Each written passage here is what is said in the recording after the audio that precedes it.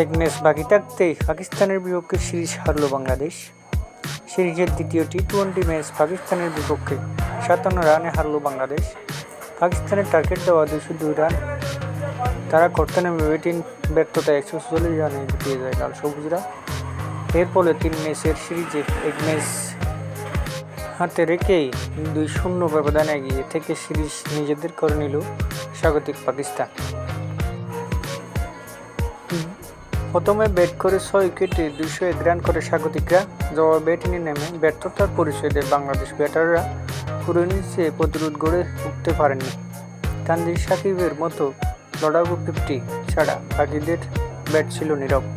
30 বলে 50 রান করে কিছুটা ব্যবধান কমান তানজিম। তবে বাংলাদেশ থেমে যায় 140 রানে। রান তাড়ায় 46 রানে প্রথম উইকেট হারায় বাংলাদেশ। এরপর 10 নামে ইনিংসে